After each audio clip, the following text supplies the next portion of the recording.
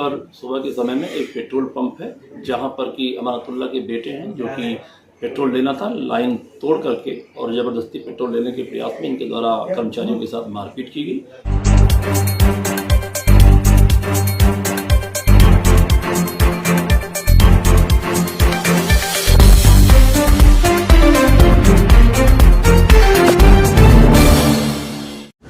ओखला के एमएलए अमानतुल्लाह खान एक बार फिर सुर्खियों में हैं, मगर अफसोस की बात यह है कि इस बार भी वो गलत वजह से सुर्खियों में हैं।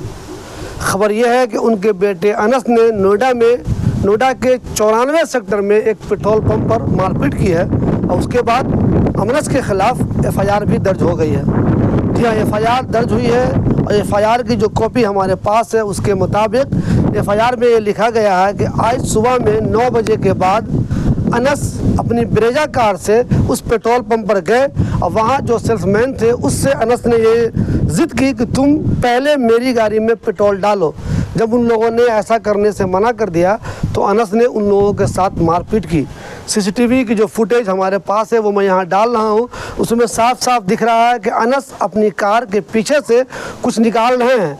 एफआईआर में ये दर्ज किया गया है कि अनस ने अपनी कार के अंदर से रॉड निकाला और वहाँ जो स्टाफ थे उसके साथ उन्होंने मारपीट की। एफआईआर के मुताबिक अनस ने अपने वालिद को बुलाया।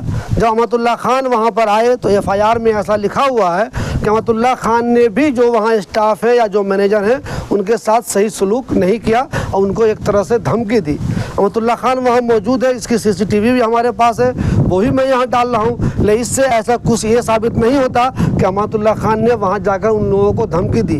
हो सकता है वो अपने बेटे को बचाने के लिए वहाँ गए होंगे, स्टाफ को उन्होंने समझाया होगा, लेकिन एफआईआर में ऐसा कहा गया है कि अमानत जब वहाँ पहुँचे तो उन्होंने अपने बेटे की गलती मानने के बजाय उल्टा वहाँ के स्टाफ को और वहाँ के मैनेजर को ही पेट्रोल पंप बंद करवा देने की धमकी दी। इससे पहले ही मैंने आपको एक खबर दिखाई थी कि अमानतुल्लाह खान के बेटे ने अलीगढ़ मुस्लिम यूनिवर्सिटी के डॉक्टर से अलीगढ़ में मारपीट की थी, उसमें भी एफआईआर दर्ज हो गई थी। पिछले दिनों जब अनस से मेरी ओखला में मुलाकात हुई तो मैंने उस मामले में पूछा तो अनस ने कहा कि हमारा वहाँ डॉक्टरों से अब कंप्रोमाइज़ हो गया है।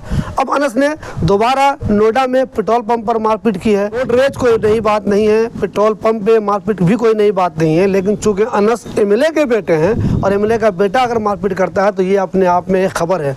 अमानतुल्लाह खान खुद भी नहीं चाहते होंगे कि उनका बेटा कहीं मारपीट करे और मारपीट के बाद अगर एफआईआर दर्ज हो जाए तो इससे बहुत ज़्यादा बदनामी होती है।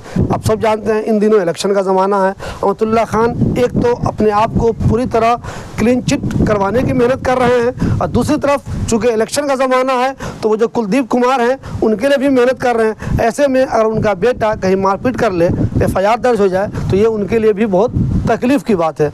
वो हमेशा ये कोशिश में रहते होंगे कि ऐसा कुछ नहीं हो, मगर कुछ ना कुछ ऐसा हो ही जाता है जिनसे उनकी मुश्किलें बढ़ जाती हैं।